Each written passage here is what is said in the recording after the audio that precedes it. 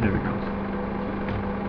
All right, so the midterm is on February 23. I've also made some adjustments on the labs. So today's Lab 3. So Lab 3 and Assignment 3 are due today. Lab 4 is due on Wednesday. And on Lab 4, I moved this problem forward to Lab 5. And on Lab 5, I deleted this problem. So we're running a little bit behind, not too much behind, but a little bit. So I thought I would lighten up. This problem here is a great problem. It's called linear regression. It's a very useful topic to understand. That's why I originally put it in there, but we really don't have time to cover it and do that justice. So we're going to drop that. And I have some videos that I created where I went through and solved these problems. And if you're stuck and still don't quite understand the process to solve a problem, what are the steps and how you use Google to help you find things, then you can watch those videos. Otherwise, you don't need to see those. So the idea there is that essentially we show you how to do the labs. So you should be comfortable doing the labs. If you want to know how to do a lab, you'll see that there's a video there, or we cover it in lecture, or we cover it in the lab itself. But the lab should be where we show you how to do problem solving that's related to the topics in the chapter and the previous chapters where the problem comes from. But the assignments are different. Those are problems that you need to struggle with more and try to pull in your skill and your knowledge that you're building based on looking at the labs and so on, and your reading as well. So let's go back and but let's talk about the practice midterm. That's what I want to talk about now, just to make sure that everyone understands this material. Okay, this is essential material. You need to know this now to pass the midterm, and you also need to know this to do the assignments. So here we have a for loop, and that's figure 1, and then here's the question. When the code in figure 1 runs, what does it output to the console?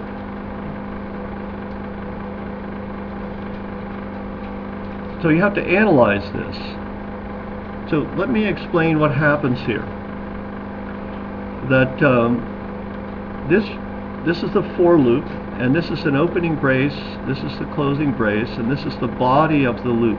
There's only one statement in there. Statements are terminated with semicolons, so there's one statement. It's a compound statement. It does several operations. It does this operation first, and this operation evaluates to C out. This expression evaluates to C out, and then C out then becomes the left-hand argument of this operator, and we send in two spaces. That's the second operation that's performed. So how many times does the loop run? Well, we have to understand the three parts of the for loop. This is the first, the second, and the third. These parts are separated with semicolons. And this is a specification that tells the compiler how to generate machine code that causes the execution of the body of the loop to repeat so many times. Well, how many times? That's the question.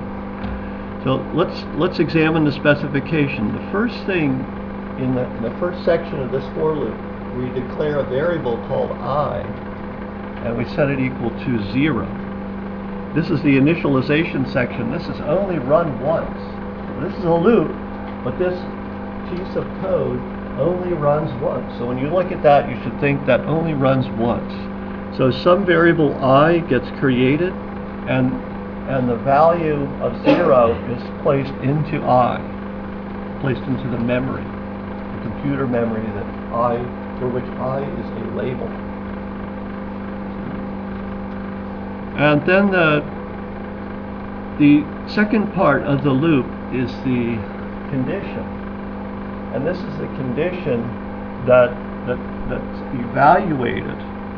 If the condition is true, it means do the commands, execute the statements that are in the body of the loop. If the condition is false, it means we're done with the loop.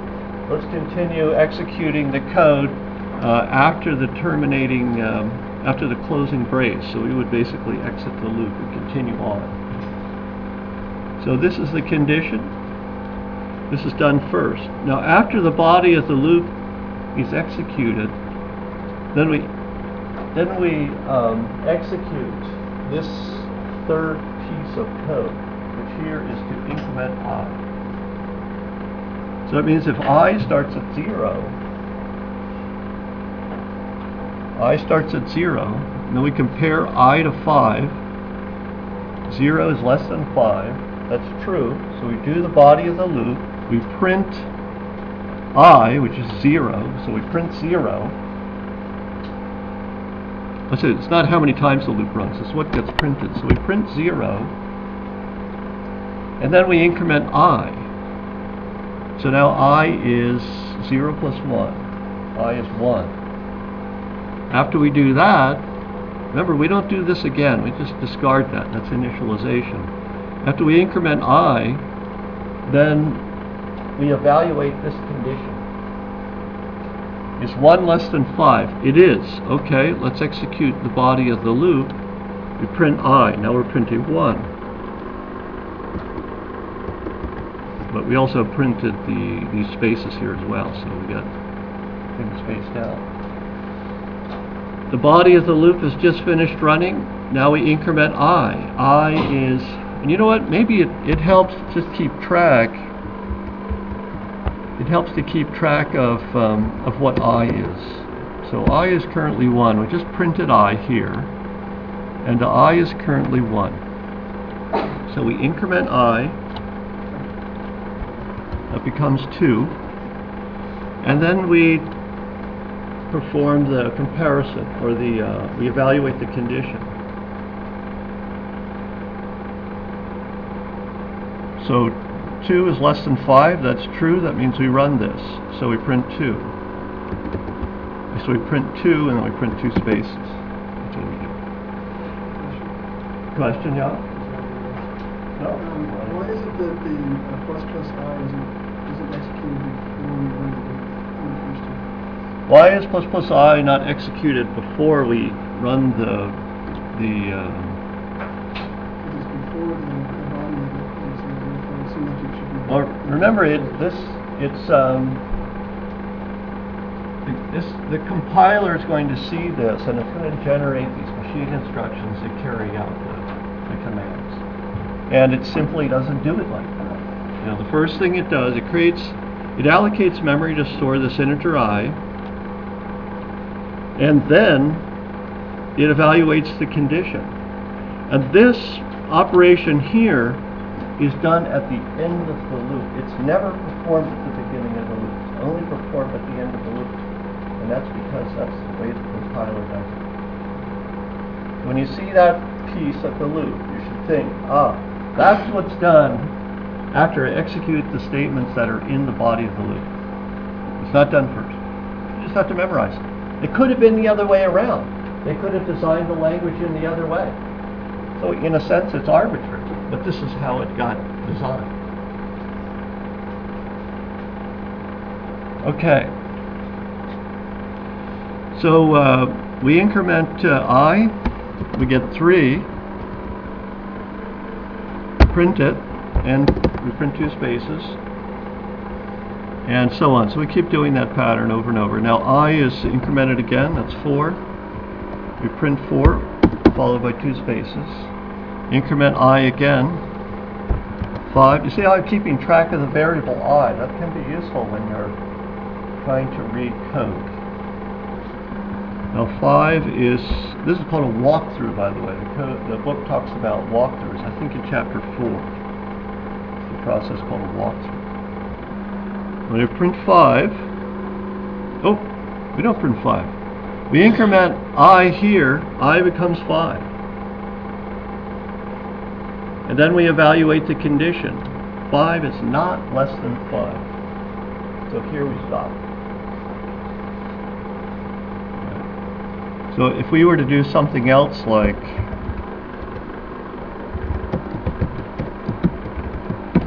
we were to do that,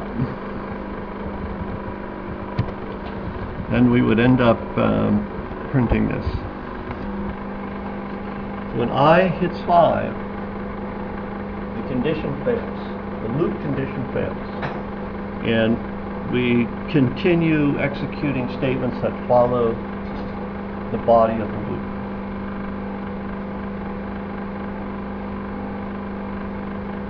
I'm sure any language with a for statement in it runs like this.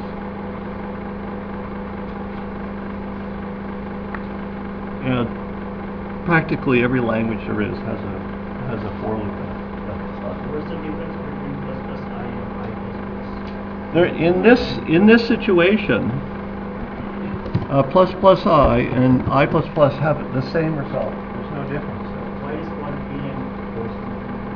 Yeah, one is pre, one is post. And does the book cover this topic? Because I don't want to get into this because it's a little advanced. Huh? It does? Which chapter does it cover? What?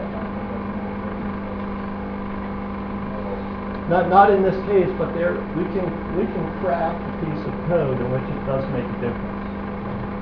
It's not here. It's not going to make a difference here. But we can manufacture a piece of an example that illustrates the difference between those operations. I just wanted to know if it covers that.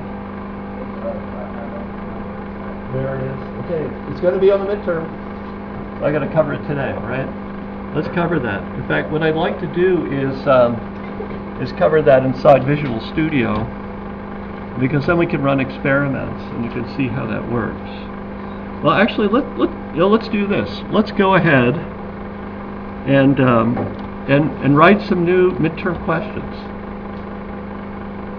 All right, and some variant of these questions will likely appear on the midterm. You'll see them right now, just to make it easier for you. Let's look at another example here. Let's see if we can come up with our own midterm questions. And I'll take your suggestions on this. So we want to do something like this is when the code runs in Figure 6. And if you want to take notes on this, that's great. Then you have this. We'll do something like this. We'll define an integer I,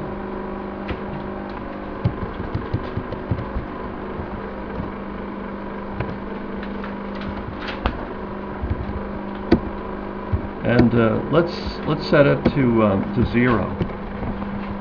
That's usually what you set it to. Although sometimes you set it to something else. And we're going to print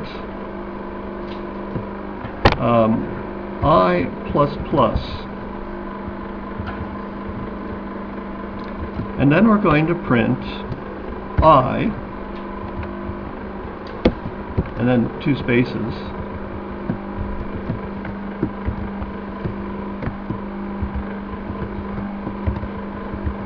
And then we're going to print plus plus I.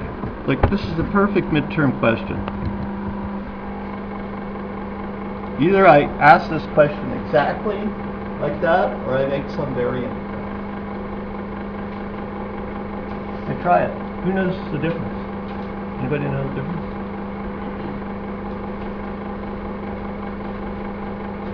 This I plus, this is called a post increment, and this is a pre increment. And so in the post increment, what happens is I is used as it is within the post increment. Let's talk about this one here. Within the post increment, I is used, the state of I is used as it is to evaluate the expression in which it appears. After that expression is evaluated, then the increment is performed. This is the opposite. Here, in the pre-increment, I is incremented first, and then the value of I is used to evaluate the expression in which it appears. Can everyone get it now? It's still tough, right? It's a little hard to understand, or not? So you got to practice this, right? Get your compiler going and put it in there and perform experiments so that you understand what's going on. So let's see. So the first thing. Now, so I is going to start at 0, and then it's going to go to 1. So either we're going to print 0, or we're going to print 1. What are we going to print here? This little post right there. Plus plus comes after the I. That's a hint. It's going to be 0. Okay. And then 2 spaces. And then we're going to print I. What's I? 1. Then 2 spaces. And now we're here. And we're going to increment I again. So I is 1. We're going to increment it to 2. So do we print 1 or do we print 2?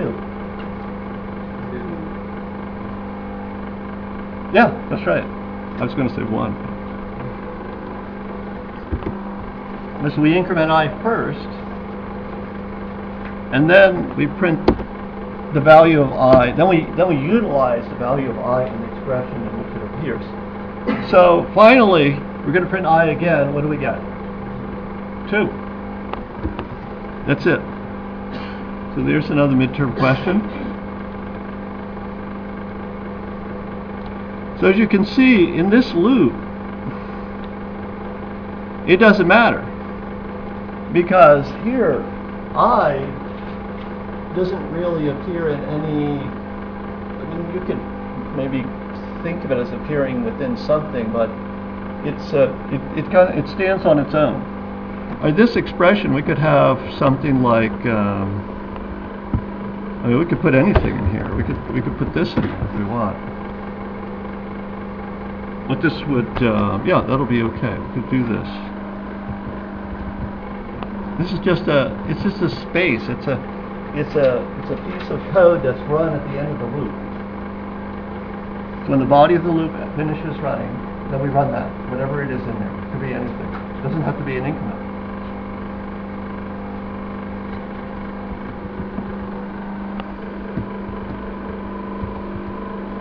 Actually, maybe I'll put this in there.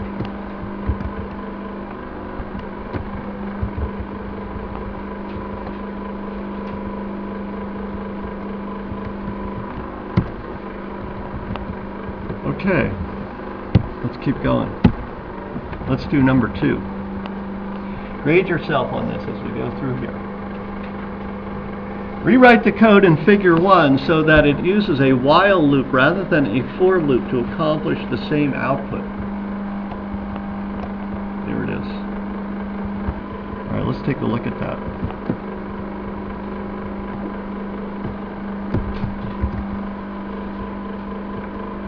Oops.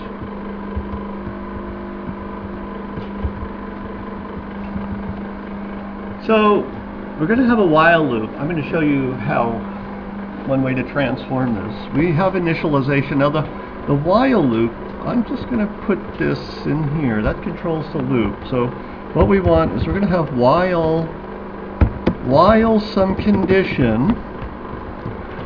condition is true, do this. And then, you know, print OK at the end. So we want the same result. So we want, what we want is 0, 1, 2, 3, 4. That's what we want. And then OK. That's the output we're looking for. So we need a counter. We're going to initialize the counter to 0, print the counter, increment the counter, print it, increment, print it, increment. Oh, we don't do it forever, so we have to have a test in there. And if the counter is 5 or greater, then we're done. And only do the loop while I is less than 5. Only do the loop while I is less than 5. Well, the counter, let's say the counter is I, we'll use the same counter variable. Only do the loop while I is less than 5, because we're going to print I. We've already recycled this statement here. We don't have to redo that, so we're using I. So only do the loop while I is less than 5. That's it. Oh, that's not it. That's not it. This is a mistake I always make. What? What did I not do? I didn't increment I. So this is called an infinite loop. See, I never changes. I never changes. I never changes, and therefore this condition is always true. That means we're always printing 0. Just print 0 over and over again. That's called an infinite loop because the loop condition is always true. All right, so we need to increment I. Where do we increment I? We do it, after this this operation here. And once again, I'll show you another possible midterm question in a moment here. As you can see, when you break this down, you can see, we have to make sure, that's just a reminder. So that's what that for loop looks like as a while loop.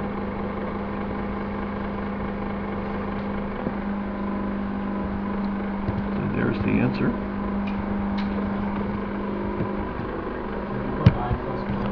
Yeah, that's exactly what I was going to do. There's a new midterm question, and we'll do something like, let's do that. Watch this.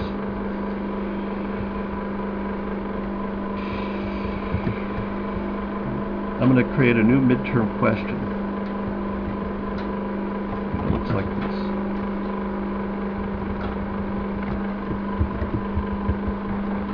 This will be question 8 and figure 7.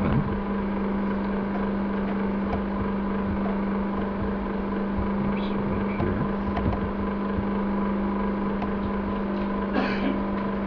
This is it.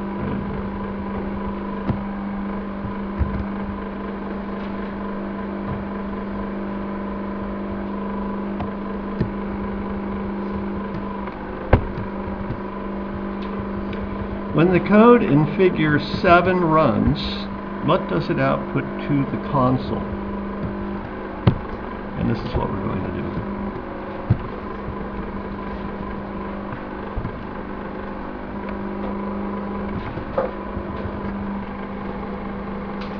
What does that run? Yeah, do it. You get it? You understand how to analyze a loop now? Can you do this?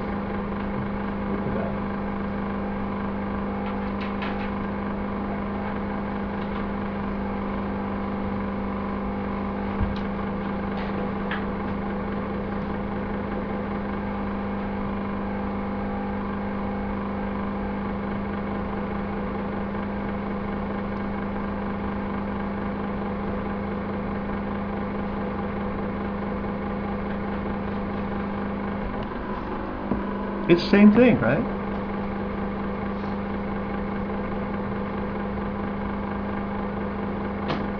So it's 0 through, for I is 0. Let's do it. Let's figure this out. I'm going to just keep a record. So I is set to 0. Let's run this. If I is less than 5, it is. Then we're going to do this. So we're going to print what's in I, which is 0, space, space, and then we're going to increment I. This is I. We're going to increment I, which is now 1. And then we're going to do the condition. That's true. So So that means we're going to do this operation. And so this is a post increment, so we're going to print I first. So it's 1, space, space. We're going to continue that, right? So when I is 4, and we print 4, and then after we print I, we're going to increment I, then I becomes 5, and then the condition fails, and then we print OK.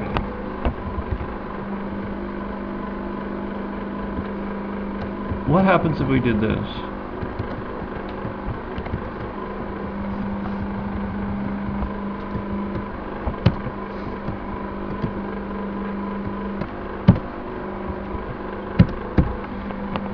Is it the same thing?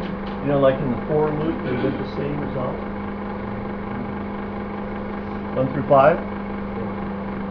It goes 1 through 4? That sounds buggy to me. 1 through 4? 1 through 5. Let's analyze it. So we're going to set I to 0, and while I is less than 5, we're going to increment I. Now I is 1, and then print it. So it's 1 and then 2 spaces. And I'm sorry, I didn't actually increment it. That's 1, right? And then we increment I, then we print it, then we print 2 spaces. We compare 1 to 5. 1 is less than 5, so we increment I. I is 2. Now we print 2 space space, and then we test the condition. That's true. That means we increment I first or print it first. We increment it first. Okay, so that's 3, and then we print it with 2 spaces. Then we test the condition. 3 is less than 5. Okay, now we're here. Okay, I got to remember, do we increment it first or do we print it first? So it's a post increment, so we got to increment it first.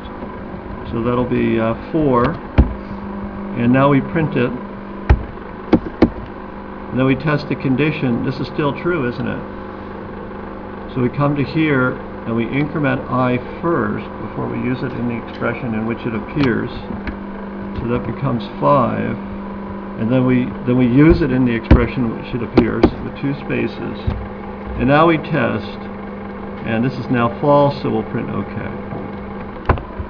So we get a different result. It gets shifted over by 1. So these are examples where there's a difference between the post increment and the pre-increment.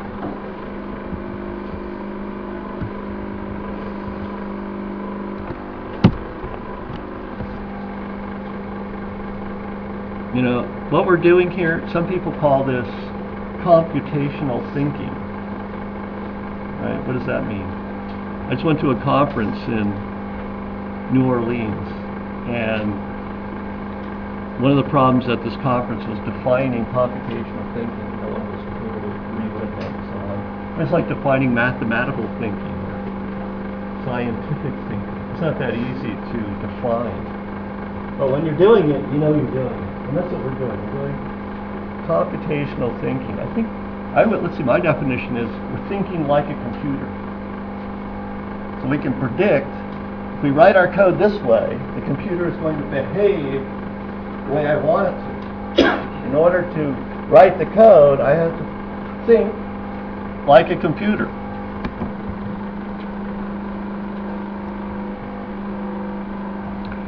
So let's keep going here.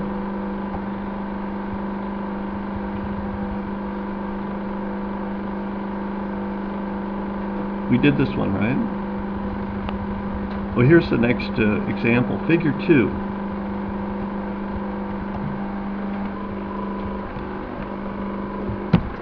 Put that down. How many times does the body of the for loop run in the code that appears in figure 2? How many times does that loop run? Well, I can think of 2 answers.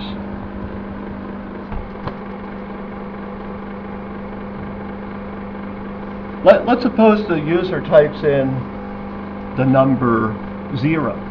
for k, right? So here the user is going to type in 0. How many times is the loop going to run if the user types in 0? Let's see.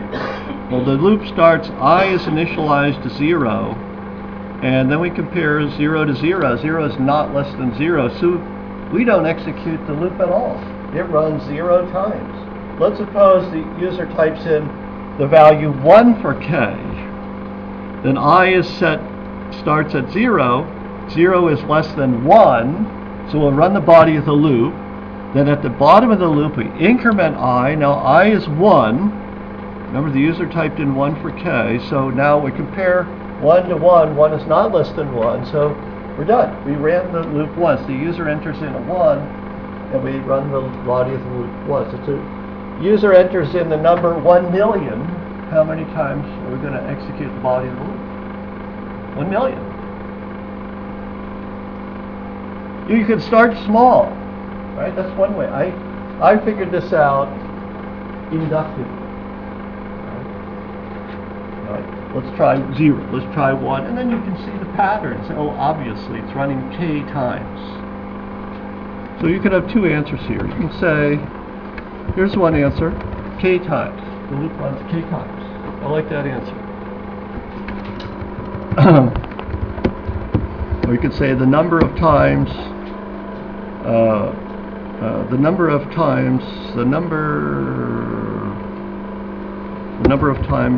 entered by the user. Is there a better way to say it than that?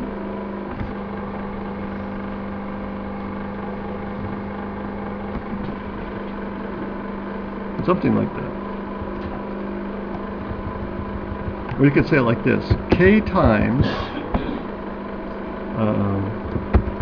which is the value entered by the user. Maybe that's, let's make it a full sentence. Let's just make sure that who's ever grading my paper gives me full credit. Maybe they want a full sentence. The body of the loop runs k times, comma, which is the value entered by the user. I don't think anyone is going to give us any points off of that answer. But to make sure that we covered all bases here. We don't know who's grading this, right? That's just in the abstract here. So to make sure that we're covered. Okay, let's keep going. Let's do this one. When the code in figure 3 runs, what does it output to the console?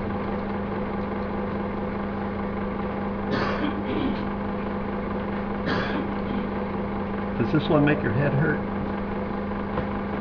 The 99, isn't it? Huh? Does it print 100? Yeah, that's a guess. Now maybe what we'll do, let's verify it, okay? So we got a guess here. Let's think. Well, the user is not going to input anything.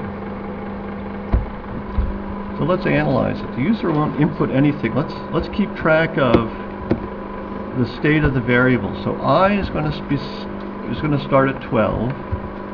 K is going to start at 99.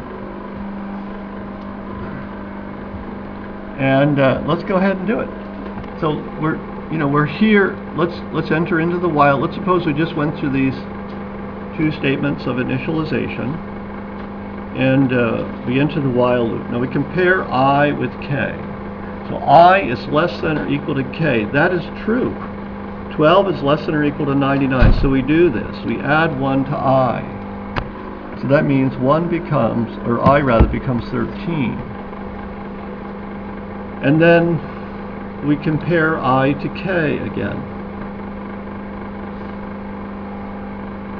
And 13 is less than 99, so let's run the body of the loop, which increments I. Now it's 14. So we're incrementing I here. So let's zip forward. Let's suppose that we've done this so many times that now we're at 98. We could do 97 if we're insecure about picking 98. let's start at 98. That's where I would go. Let's suppose we just incremented I here, and I is now 98. It was 97, and this was true, so we made it 98. So let's execute the condition. Let's evaluate the condition rather. 98 is less than or equal to 99. That's true. So let's do the loop. Oh, now we just increment I. So I is now 99, right? And then we come up to here, and we say, well, is 99 less than or equal to 99? Yeah. So we'll do this again, and now I is 100. And then we evaluate the condition of the loop. 100 is not less than or equal to k, so we exit the loop, and then we need to evaluate this statement. We print I, so we do print 100, so 100 is correct.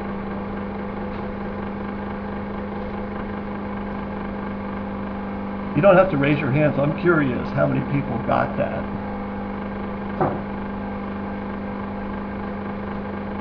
How many people didn't get it? Any modest people in here? Whoa, you're going to get it now? You think you can, do you understand computational thinking? I'm showing you how to analyze code. This is how you analyze code.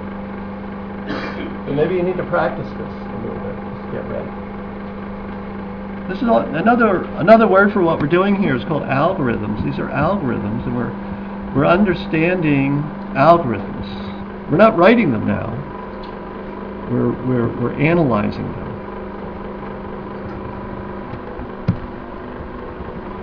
So there it is. That's problem 4. Let's look at problem 5. Where is problem 5? Here it is. Oops, I want that.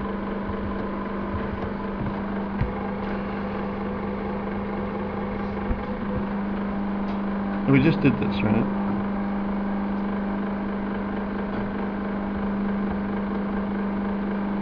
Is that right? Oh, here we start at 12. Okay, here we start at 12. K is 99, and we do this. Now, I starts at 1, K goes to 99. Everything is the same, right? Except I is a different initial condition. What's the result here? What's the same thing. We just started somewhere else, huh? Oh, I'm sorry, we're adding 4. Thank you. Thank you very much. It may have the same result, but we have to analyze it again, don't we? Let's analyze it again. This one is harder. It's easy when you just add 1, and now we have to add 4. Alright, let's go through this. I is set to 1. K is set to 99. And let's go ahead and do this. So we've just executed these 2 statements. Then we compare I to K. I is less than or equal to K. 1 is less than or equal to 99. And so we add 4 to I. So I becomes 5. And do we print 5? No, we don't print 5. Because that's on the outside of the loop, right? So let's keep track of what's in the loop and what's not in the loop. Alright, is I less than or equal to K? Yes, and add 4, now it's 9. And we keep adding 4 until, well, this is tricky, right? So I is set to initial to 1, and then we add to it some n times 4. That's what I will only equal something that can be generated by that expression.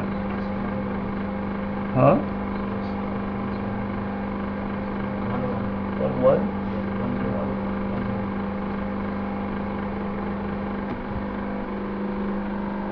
I missed that. So we can make this 1 plus, what was it, 24 times 4? That's 96 plus 1, that's 97. So 97 is less than 99. So at this point in the loop condition is still true. So we're going to increment I. So I turns to 101, right? And then we compare, is 101 less than or equal to 99? No, that's false. The loop condition is false. So we exit the loop and we print I. And I is 101. So we print 101. That was tricky, right? How many people got that one? 3? You got it? Anybody else? That one's tough. You got to practice that one. That's a little more complicated. Okay.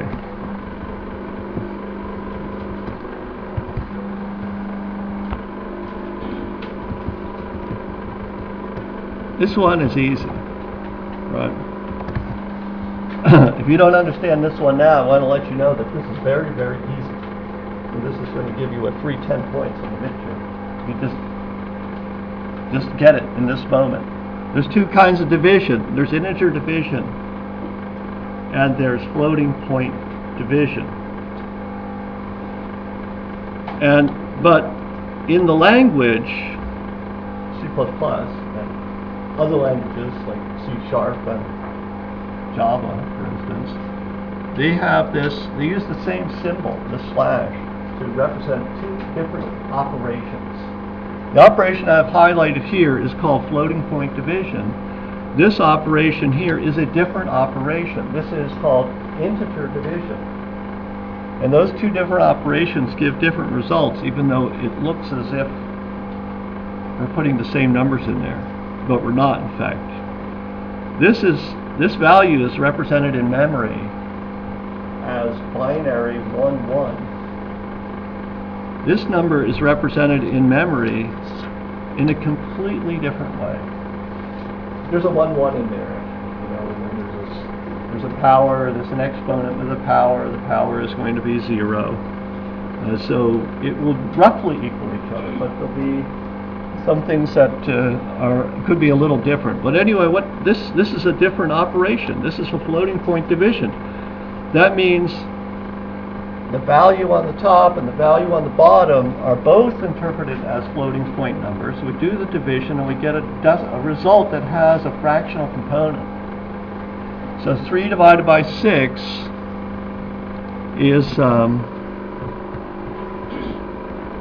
3 divided by 6 here is going to be 0.5. 3 divided by 6 here is 0. So we're going to get 0, 0.5, 0.5, 0.5. You really get that? So when you have integer division, you can say, well, we just throw away the fractional part, and we just keep the quotient and the remainder. We throw away the remainder. We keep the quotient. Suppose you just wanted the remainder and you wanted to throw away the quotient. What would you do? I want to throw away, I want to compare, 6 and 3. I want to do some operation where I compare 3 and 6. I want to divide them. And then I want to throw away the quotient and just give me the remainder, which is 3 over 6, right? Back there? It's a percent sign. And it's also called modulo operator, or the mod operator.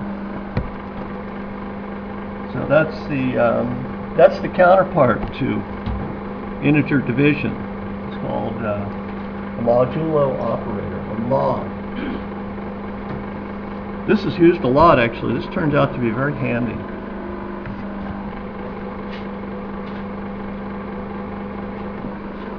So this may be on the midterm, this modulo operator. That's covered in the book, right? In chapter 3 or earlier, it's covered? So that's in an early chapter right there. Yeah. Chapter 2.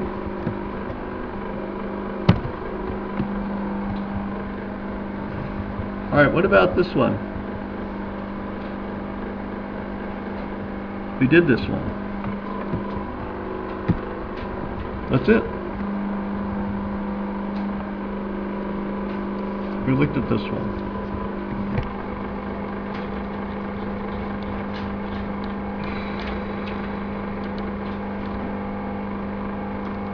While loop.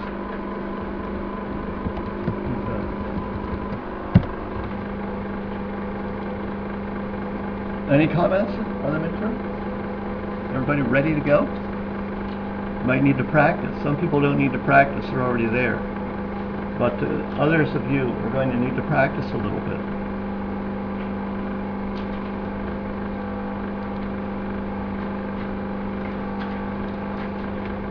Okay, see, Lab 3 and Assignment 3 are due today. And Lab 3, you know, I put the code right there with a few missing spots. You can see that. 314, there's a video on that if you need help with that. 314, under lectures. There it is, 314. I never quite finished it. That's the cannonball.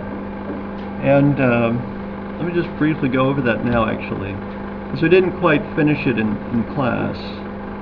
Let me get that here. It's this one, I think.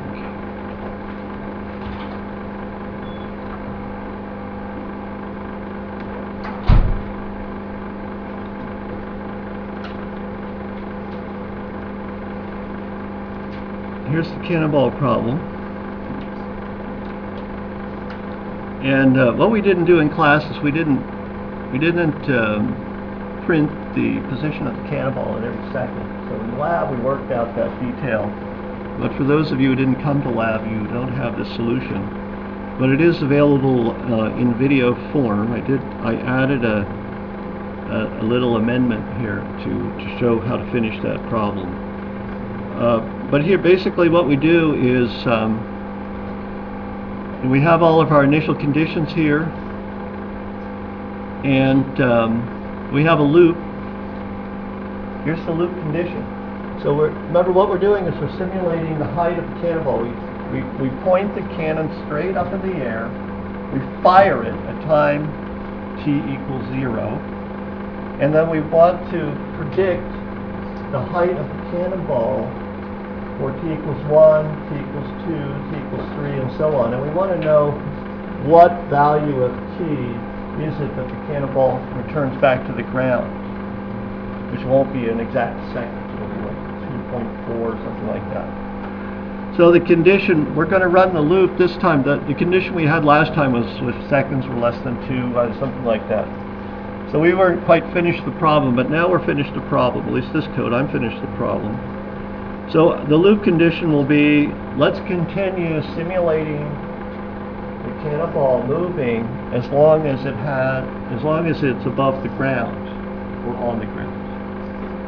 So the condition is height is greater than or equal to 0. So in here we'll get an infinite loop. That means somehow height is going to be modified. So in the loop itself we have some commands in there to modify the height. And then after we modify the height, we check the loop condition. We keep doing those commands over and over again until the loop condition fails. When the loop condition fails, we're going to exit the loop there.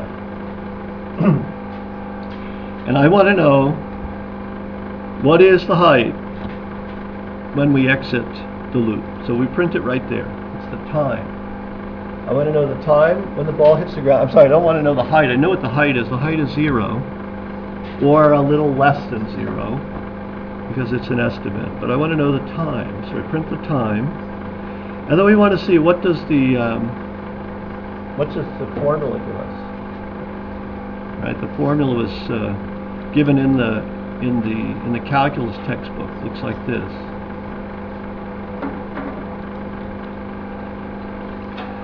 So the problem, one of the problems is how do we don't want to print, because we're gonna make the step size small.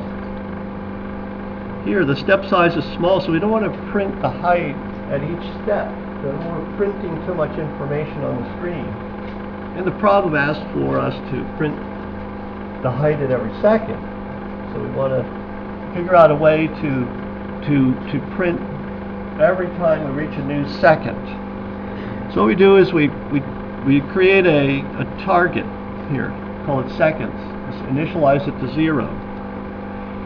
And as soon as the time hits that target, as soon as the time is greater than or equal to the number of seconds that we set as a target, then we'll print the seconds.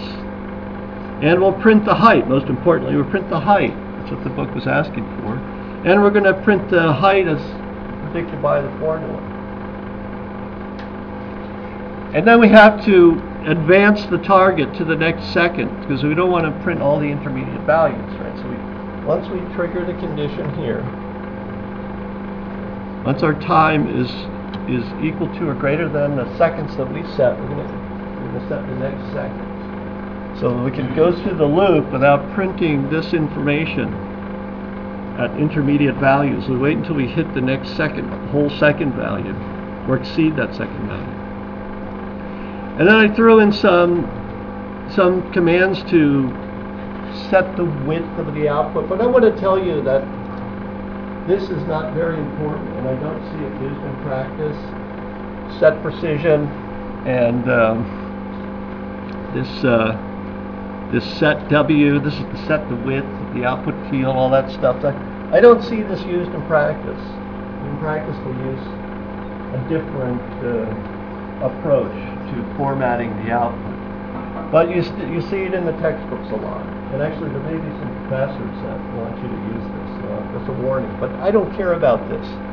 I'm not going to put much attention on set precision or set W. I was just reading through the book and trying to put it in there.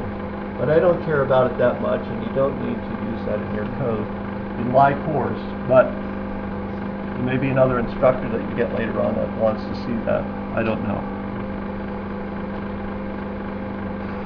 Let me run this code actually.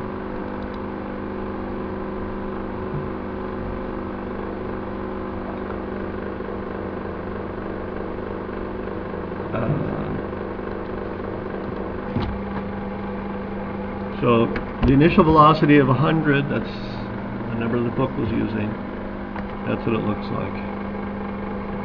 So at 20.41 seconds, the ball returns to the ground.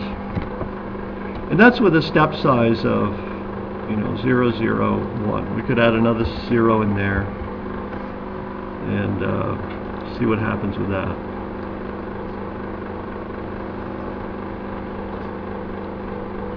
Anyway, I'm not going to do that. That's it. Any concerns about labs or due dates or anything like that? Any questions? We're all set, right? Okay, we'll see you in lab today.